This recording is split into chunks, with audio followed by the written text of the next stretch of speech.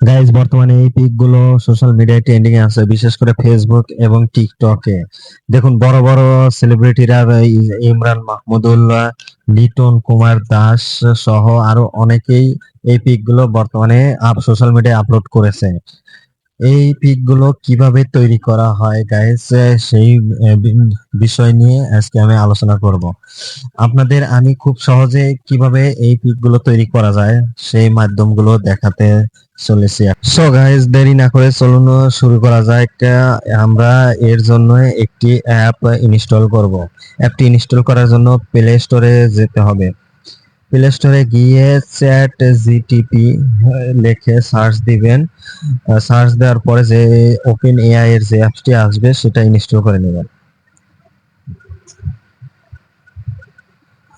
আমার যেহেতু ইনস্টল করা আছে তাই আমি আর ইনস্টল করব না, আপনারা সবাই ইনস্টল করে নেবেন। আমি ওপেন করব, সরাসরি ওপেন করব। আপনারা ইনস্টল করার পরে সেটা ওপেন করবেন। তো গাইস, ওপেন করার পর এই ইন্টারফেসটা চলে আসবে। আমি কন্টিনিউ উইথ গুগল এর মাধ্যমে করেছি, আপনারা চাইলে সাইন আপ করে নিতে পারেন।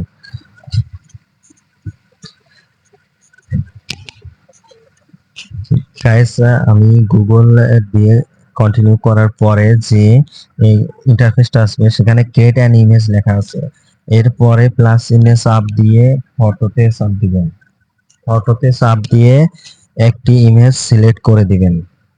আমি বরবাদ মুভির ইমেজটি সিলেক্ট করেছি।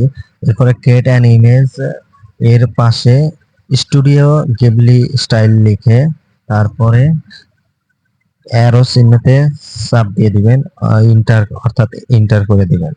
ইন্টার করে দেওয়ার পর কিছুক্ষণ আপলোড নিবে। আপলোডের পর কিছু সময় পর ছবিটি তৈরি হয়ে যাবে। এরপরে জাস্ট ছবিটি ক্লিক করবেন, ক্লিক করে ডাউনলোড করে নেবেন।